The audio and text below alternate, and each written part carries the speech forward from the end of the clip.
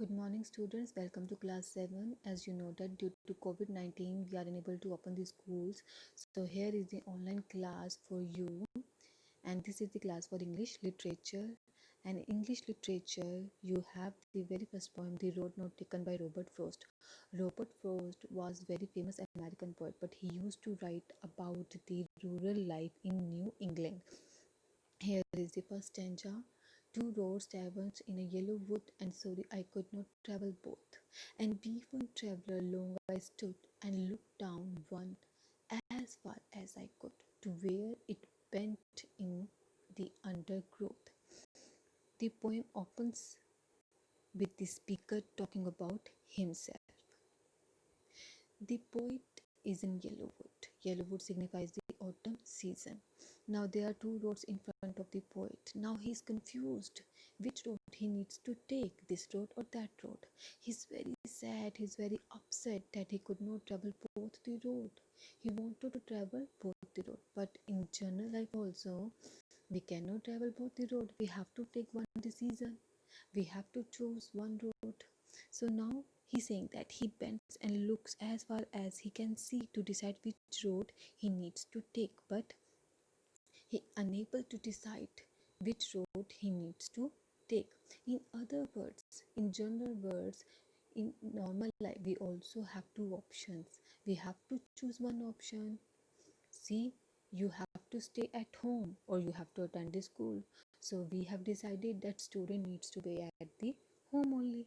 So that you may remain healthy, you may remain safe from the coronavirus.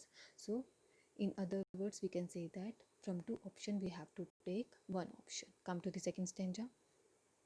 Then took the other as just as fair, and having perhaps the better claim, because it was grassy and wanted wear, though as for that the passing there had warned them really about the same. So in the second stanza, the poet saying that both the road seems equally beautiful, attractive, appealing, and this is the road which is less traveled. Although both the road look the same, means both the road appears same to the author, same to the poet, but poet decided to take the road which is less traveled, means which is not traveled by so many people. So in our normal life also we have to take decision, although we are confused, but we have to take one option. Now come to the third stanza. And both the morning equally lay in leaves, no step had trodden black. Oh, I kept the first for another day, yet knowing how way leads on to way. I doubted if I should ever come back.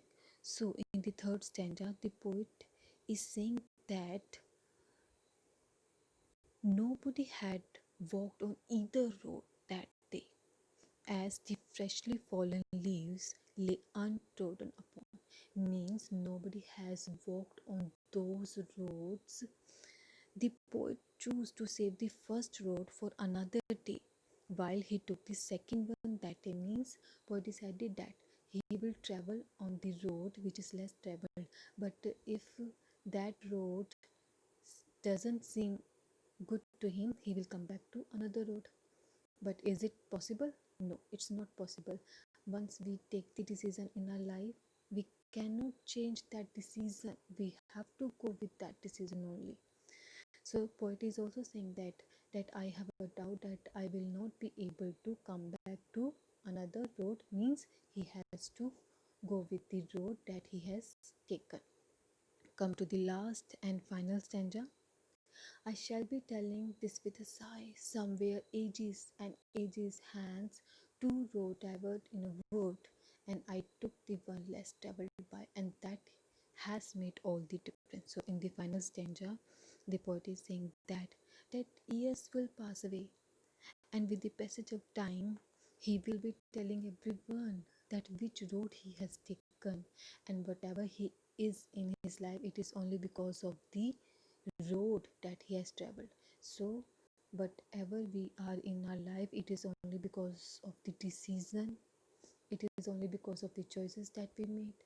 So one should take the decision keeping in mind the outcome and consequences of that decision. All right, I hope you must have understood all these dangers. You must have understood the explanation as well. After this video, I will send you the explanation in written as well as a reference to the context. All right, students, thank you so much and have a nice day.